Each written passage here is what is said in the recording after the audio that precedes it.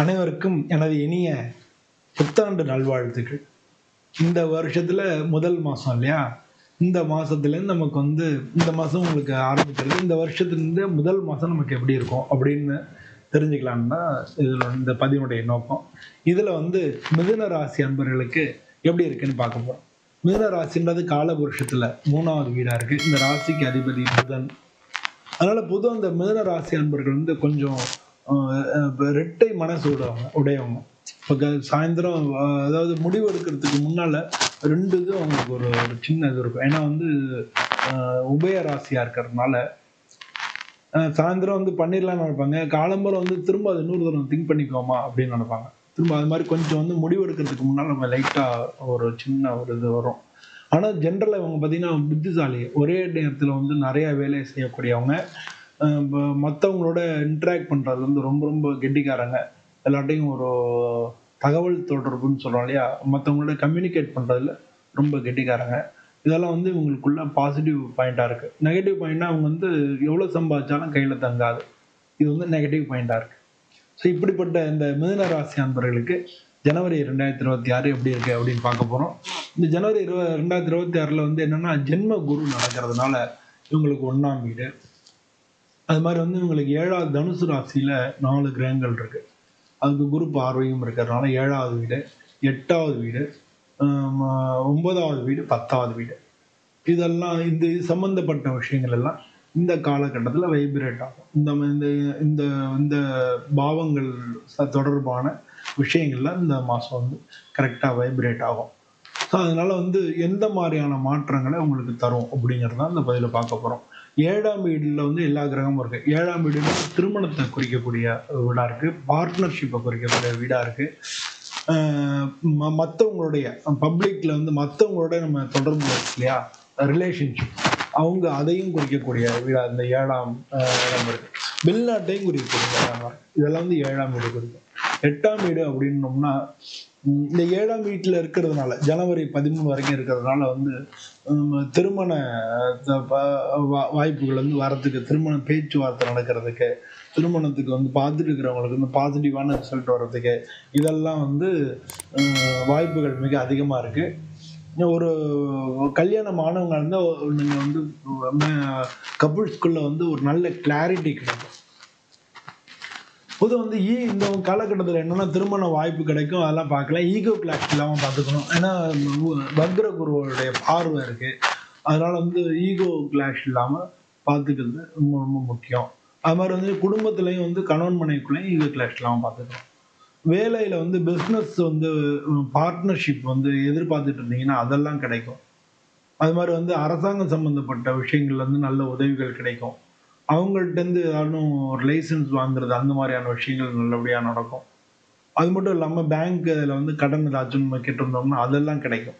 அதெல்லாம் இந்த காலகட்டத்தில் அது மாதிரி உங்களுடைய கிளையன்ட் பேஸ் நல்லா இதாக இருக்கும். அவங்களுடைய பிஸ்னஸ் பண்ணுறாங்க, அவங்களோட கிளையன்ட் பேஸ் நல்லாயிருக்கும். மாதிரி இது ஒரே ஒரு விஷயம் தான், ஜென்மகுரு நடக்கிறதுனால பொதுவாக என்னென்னா வாக்கு கொடுத்தா நிறைவேற்ற முடியாதுன்னு சொல்லுவாங்க. அதனால் வாக்கு கொடுக்கறதுனால 2 தடவை யோசிக்கணும். அதே மாதிரி நீங்கள் எதையும் படித்து பார்த்து தான் சைன் பண்ணணும். எந்த அக்ரிமெண்ட் போட்டாலும் படித்து பார்த்து சைன் பண்ணணும். ஜென்மகுருவாக இருக்கிறவங்க இதை ரொம்ப கவனமாக வச்சுக்கோங்க. பொதுவாக வார்த்தையில் வார்த்தை யூஸ் பண்ணணும். 2ஆம் இடத்துக்கு அதிபதி சந்திரன்றதுனால அவர் பல சூழ்நிலைகளை ஒவ்வொரு நாளும் தொடர்ந்து வர்றார் இல்லையா. அப்போ உங்களுக்கு இந்த 7ஆம் வீட்டில் குருவான் வக்ரமாக இருக்கிறதுனால அந்த குருவோட வீட்டில் சனி பகவான் வரும்பொழுது வார்த்தைகள் தடுமாறி நம்ம ஏதாவது பேசுகிறதுக்கு வாய்ப்புகள் நிறையா இருக்குது. அதனால் வார்த்தைகள் ரொம்ப கட்டுப்பாடோடு இருக்கணும். பொதுவாக லீகல் மேட்டர்ஸ் இப்போ நீங்கள் எதுவும் கையில் எடுக்காதீங்க, அதெல்லாம் தவிர்த்துருங்க. லீகல் மேட்டர்ஸ் இப்போ பார்த்துக்குவோம், உங்களுக்கு எதான்னு இருந்ததுன்னா பார்த்துக்குவோம். இல்லை இப்போ அது மாதிரி மற்றவங்களோட சட்ட சம்பந்தமான விஷயங்களில் கொஞ்சம் கவனமாக இருக்கிறது ரொம்ப ரொம்ப நல்லது. குரு வக்ரமா இருக்கிறது அப்படின்றது கொஞ்சம் கவனமா இருக்க வேண்டிய ஒரு காலமா இருக்கு. உடல் நலத்தை கொஞ்சம் பார்த்துக்கணும். அதே மாதிரி முடிவுகள் எடுக்கும்போது ரொம்ப ரொம்ப கவனமா இருக்கணும். இதெல்லாம் குரு வக்ரமா இருக்கும்பொழுது செய்யும்போது கவனமா இருக்கணும். 10ஆம் வீட்டில் உங்களுக்கு தொழில் ஸ்தானத்துல சனி பகவான் இருக்காரு. சனி பகவான் இருக்கிறதுனால உங்களுக்கு ஒர்க்கு லோடு கூடும், பொறுப்புகள் அதிகமாக ஆகும். அதனால ஒர்க்கு லோடு கூடும். அது மாதிரி வந்து நீங்கள் எப்படி பார்த்தாலும் உங்களுடைய ஒர்க்கை வந்து நீங்கள் எஃபோர்ட்ஸ் போட்டு தான் ஆகணும். அதை அவாய்ட் பண்ணவே முடியாது. அது மாதிரி வந்து ஒர்க் லோடு உங்களுக்கு கூடும். கவர்மெண்ட்டில் இருக்கிறவங்க, கார்ப்பரேட்டில் இருக்கிறவங்களுக்கெல்லாம் இந்த காலகட்டம் நல்லாயிருக்கும். இப்போ ஆனால் வந்து கொஞ்சம் எல்லாத்துலேயும் உங்களுடைய காரியங்கள் நடக்கிறது, வேலையில் யாரா இருந்தாலும் சரி, பிஸ்னஸ் பண்ணுறவங்களா இருந்தாலும் உங்கள் காரியங்கள் நடக்கிறதுல கொஞ்சம் ஸ்லோவாகும். ஆனால் ஸ்டெடியாக இருக்கும். அது வந்து நம்ம பார்த்துக்கணும். ராகு வந்து 9ஆம் வீட்டில் இருக்கிறது வந்து உங்களுக்கு வெளிநாட்டு பயணங்கள், புதிய ஐடியா அதெல்லாம் கிடைக்கிறதுக்கு உண்டான காலகட்டமாக இருக்குது. வந்து 3வது வீட்டில் கேது இருக்கிறதுனால உங்க கூட பிறந்தவங்க கூட வாக்குவாதங்கள், பிரச்சனைகள் ஏற்படலாம். அதெல்லாம் வந்து கொஞ்சம் பார்த்துக்கணும். கம்யூனிகேட் பண்ணும்போது பார்த்துக்கணும். அது மாதிரி வந்து ஏதாவது சிறிய தூரங்களுக்கு நீங்க பிரயாணம் போறதுக்கு உண்டான வாய்ப்புகளும் வரும். அக்ரிமெண்ட் சைன் பண்ணும்போது ஜாக்கிரதையா இருக்கணும். இதெல்லாம் வந்து 3ஆம் இடத்துல இருக்கக்கூடிய கேதுனால. ஜனவரி 13ஆம் தேதிக்கு அப்புறம் இந்த எல்லா கிரகமும் 7ஆம் இடத்துலேருந்து 8ஆம் இடத்துக்கு போகிறது. அதாவது 13ஆம் தேதி 17ஆம் தேதி வரைக்கும் சூரியன், செவ்வாய், புதன், சுக்கிரன். முதல்ல சுக்கிரன் தான் 13ஆம் தேதி போகிறது. 14ஆம் தேதிக்கு மேலே சூரியன் போகிறது. அப்படி வரிசையாக எல்லாமே வந்து 13ஆம் தேதி 17ஆம் தேதிக்குள்ள எல்லா கிரகமும் உங்களுக்கு மகர ராசிக்கு போகிறது. இது வந்து உங்கள் ராசிக்கு வந்து 8வது இடம். இந்த 8வது இடத்துக்கு போகிறது வந்து நல்லா ஒரு சில மாற்றங்களை ஏற்படுத்தும். பணம் வந்து நீங்கள் பணம் வந்து வர்றதுக்கான வாய்ப்புகள் நிறையா இருக்குது. கூட்டு தொழில் பண்ணுறவங்களுக்கு ரொம்ப ரொம்ப நல்ல காலமாக இருக்குது. ஜாயின்ட் வெஞ்சராக இருக்கிறவங்க நல்லா இருக்கும். இன்சூரன்ஸு இல்லை டேக்ஸு இதெல்லாம் நல்ல பெனிஃபிட்ஸ் கொடுக்கும். இன்சூரன்ஸ் போட்டிருந்தீங்கன்னா அதெல்லாம் வந்து அது சம்மந்தமான விஷயங்களில் நல்ல பெனிஃபிட்டாக இருக்கும். உங்களுடைய வேலை பார்க்குற அவங்க அவங்க அவங்க அவங்க கணவன் மனைவியாக இருந்தால் உங்களுடைய வாழ்க்கை துணையினுடைய வருமானம் உங்களுக்கு நல்ல சப்போர்ட் கொடுக்கும். அது மாதிரி வந்து வேலை பார்க்குற இடத்துல திடீர்னு வந்து வேலை மாற்றங்கள் ஏற்படும். அதனால ஒர்க்கில் வந்து மாற்றங்கள் ஏற்படுறதுக்கு ஏற்கனவே நான் சொல்லியிருக்கேன். மறைமுகமான ப்ராஜெக்ட்ஸ் இருக்கு இல்லையா, ரகசியமான ப்ராஜெக்ட்ஸ் வந்து பண்ணுறதுக்கான வாய்ப்புகள் நிறையா இருக்குது. ரிசர்ச் பண்ணுறவங்களுக்கு வந்து நல்ல க்ரோத் இருக்கும். ரிசர்ச் அந்த மாதிரியான தொழிலில் இருக்கிறவங்களுக்கு நல்ல க்ரோத் இருக்கும்.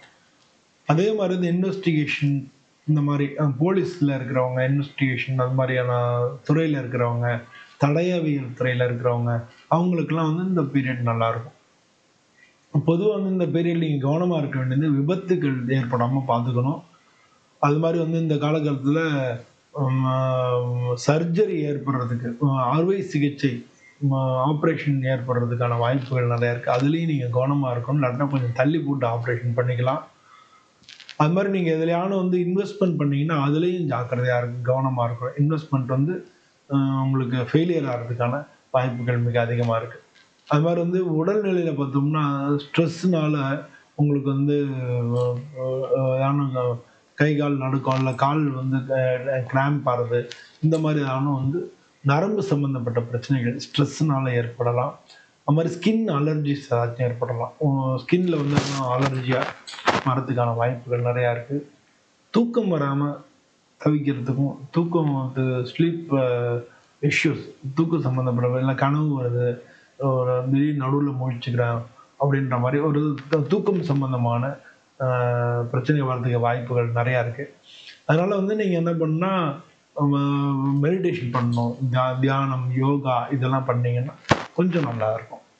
அது மாதிரி வந்து ஒரு லைஃப்பில் ஒரு டிரான்ஸ்ஃபார்மேஷன் ஏற்படக்கூடிய ஒரு மாதமாக இந்த ஜனவரி மாதம் மீனராசி அன்பர்களுக்கு இருக்கும். உங்களுக்கு வந்து சக்ஸஸ் கிடைக்குதோ இல்லையோ, நீங்கள் மென்டலாக வந்து மெச்சூர்ட் ஆகிறதுக்கு உண்டான ஒரு காலகட்டமாக நீங்கள் எடுத்துக்கணும். பொதுவாக வந்து மேரேஜ் அந்த மாதிரியான விஷயங்களை இந்த மாதம் ஃபோக்கஸ் பண்ணுறது, பொதுவாக வந்து உங்களுடைய வேலைகள்லையோ பிஸ்னஸ்லேயோ ரெஸ்பான்சிபிலிட்டியை ஃபீல் பண்ணி உங்களுடைய பொறுப்புணர்வு வந்து அதிகரித்து கரெக்டாக நம்ம பண்ணணும், நம்ம தானே செய்யணும் அப்படின்னு பொறுப்புணர்வை அதிகரித்து நீங்கள் பண்ணீங்கன்னா உங்களுக்கு வந்து இந்த காலகட்டம் ரொம்ப நல்லாயிருக்கும். உங்களோட ஹெல்த்து நல்லா பார்த்துக்கணும், ட்ராவலில் கவனமாக இருக்கணும். இதெல்லாம் தான் நம்ம வந்து இந்த வாரத்தில் முக்கியமாக கவனிக்க வேண்டியதாக இருக்குது. இதில் வந்து ஒவ்வொரு வாரத்துக்கும் எப்படி இருக்குன்னு பார்க்க போகிறோம். முதல்ல வந்து ஜனவரி 1ஆம் தேதியிலேருந்து 7ஆம் தேதி வரைக்கும் நீங்கள் வந்து உறவு முறைகளில் இல்லை மற்றவங்களோட கம்யூனிகேட் பண்ணுறதில்ல ஒரே டென்ஷனாக இருக்கும். பேச்சில் வந்து கொஞ்சம் கவனமாக இருக்கணும். மற்றவங்களை ஹர்ட் பண்ணுறதுக்கோ இல்லை அது மூலமாக பிரச்சனைகளை உருவாக்குறதுக்கோ வாய்ப்புகள் மிக அதிகமாக இருக்குது. அது மாதிரி வந்து இந்த 2வது வாரத்தில் ஜனவரி 8ஆம் தேதியிலேருந்து 14ஆம் தேதி வரைக்கும் நீங்கள் வந்து உங்கள் நல்ல முடிவுகள் எடுக்கிறதுக்கான வாய்ப்புகள் நிறையா இருக்குது. எல்லா விஷயத்துலையும் நீங்கள் நல்லா வந்து டெசிஷன் எடுக்கலாம் இந்த காலகட்டத்தில். திருமண பேச்சுவார்த்தைகள் வந்து நல்லபடியாக முடியும். அதுதான் நான் டெசிஷன் சொன்னேன். அதனால் இந்த திருமணம் சம்மந்தப்பட்ட விஷயங்களில் இந்த வாரத்தில் கான்சன்ட்ரேட் பண்ணிங்கன்னா நல்லாயிருக்கும். அதுக்கடுத்து 3வது வாரம் ஜனவரி வந்து 15லேருந்து ஜனவரி 21ஆம் தேதி வரைக்கும் வேலையில் திடீர் மாற்றங்கள் ஏற்படலாம். ஒர்க்கு ப்ரெஷர் அதிகரிக்கலாம். இந்த ஒரு வாரம் வந்து உங்களுக்கு வேலை சம்மந்தப்பட்ட விஷயங்களில் மாற்றங்களோ இல்லை பொறுப்புகள் அதிகமான பொறுப்புகள் கிடைக்கலாம். ஸோ அதனால் வந்து உங்களுக்கு ஒர்க்கு லோடு வந்து கூடக்கூடிய வாய்ப்புகள் மிக அதிகமாக இருக்குது இந்த ஜனவரி 15ஆம் தேதியிலேருந்து 21ஆம் தேதி வரைக்கும். இந்த கடைசி வாரம் ஜனவரி 22லேருந்து 31 வரைக்கும் நல்ல ஃபினான்ஷியலில் வந்து எனக்கு நல்ல ஒரு எப்படி ஃபைனான்ஸ் மெயின்டைன் பண்ணலாம், நல்ல ஒரு மெச்சூரிட்டி கிடைக்கிற மாதிரி நீங்கள் செயல்படுவீங்க. நல்லா எப்படி பண்ணலாம் அப்படி பண்ணலாம், இதெல்லாம் செய்யலாம் இதெல்லாம் ஒதுக்கிடலாம் அப்படின்ற மாதிரி ஃபினான்ஷியல் பிளானிங் பண்ணுறதுக்கு மிக மிக அருமையாக இருக்குது. நல்ல நீங்களே வந்து உங்களை மெச்சூர்டாக ஃபீல் பண்ணுறதுக்கு முதிர்ச்சியாக நீங்கள் உங்களை காமிச்சிக்கிறதுக்கு ரொம்ப ரொம்ப அருமையாக இருக்குது. பொதுவாக இந்த ஜனவரி மாதத்தில் உங்களுக்கு ஜென்ம குரு நடக்குது. இந்த மாதிரியான 8ஆம் இடத்துல உள்ள கிரகங்கள் இருக்குது. இந்த மாதிரியான விஷயங்களுக்கு நீங்கள் வந்து எந்த மாதிரியான பரிகாரங்கள் பண்ணுறது இந்த மாதத்தில் நல்லது அப்படின்னா, வியாழக்கிழமை குரு பகவானுக்கு விளக்கு போடுறது, இல்லை குரு தட்சிணாமூர்த்தியை வணங்குறது, சாய்பாபா கோயிலுக்கு போகிறது, இல்லாட்டினா நவகிரகங்கள் உள்ள குரு பகவானை வணங்குறது, இதில் இல்லாட்டினா ஓம் ஓம் கும் குரவே நமஹா அப்படின்னு சொல்லி தினமும் ஒரு 21 முறை சொல்கிறது, இதெல்லாம் வந்து நல்லது. சனிக்கிழமை அன்னைக்கு சனி பகவானுக்கு நல்லெண்ணெய் விளக்கு போடுறது, அது மாதிரி கேதுவுக்கு வந்து செவ்வாய்க்கிழமை கண்டிப்பாக விநாயகரை வணங்க, அப்படி இல்லை பிள்ளையாரை வணங்கணும், அருகம்புல் மாலை போடலாம்.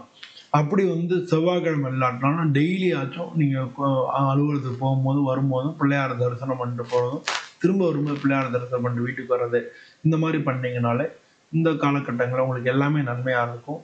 உங்களுடைய செயல்பாடுகளில் எல்லாம் நல்லா பழிச்சிடும்.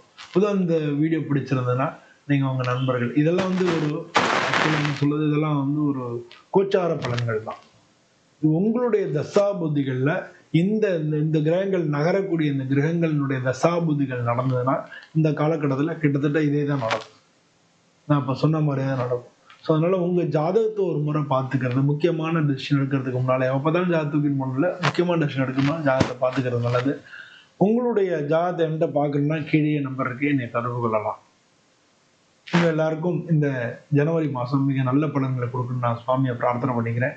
இதே மாதிரி இன்னொரு வீடியோவில் உங்களை சந்திக்கிறேன். அனைவருக்கும் நன்றி.